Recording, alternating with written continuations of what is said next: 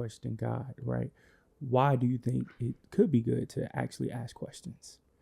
I would say it definitely goes a long way for you to question the unquestionable. Mm-hmm. Um, if somebody is taking away your right to ask a question or to look for the answer, they're definitely hiding something from you. So it goes a long way for you to want to know about your history and want to know about just the different depths of spirituality, because then you'll realize that, oh, Christianity is a very young religion. You know, the Bible is a very young ancient text, or religious text.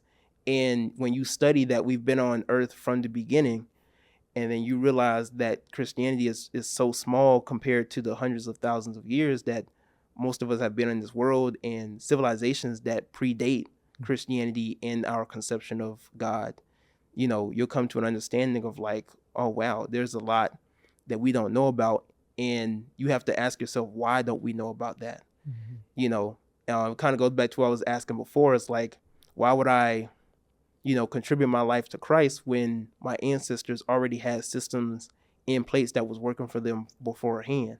Yeah. And I love to ask the questions that put people in a corner where people don't even know how to really respond to it because they never really thought about it.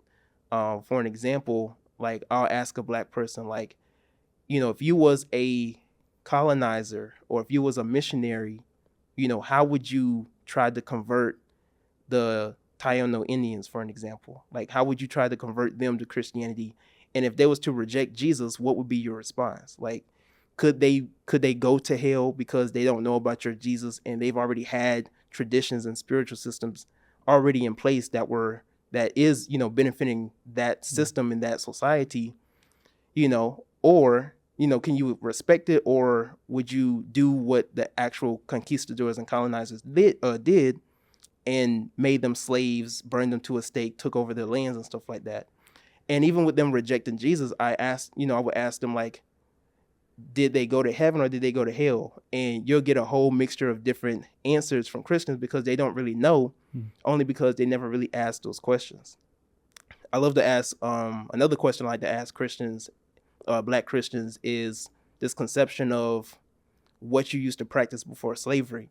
And what they'll come to realize is they've already been indoctrinated with seeing themselves or seeing their identity or seeing their spiritual practices and ancestors as being pagan or being heathen or evil.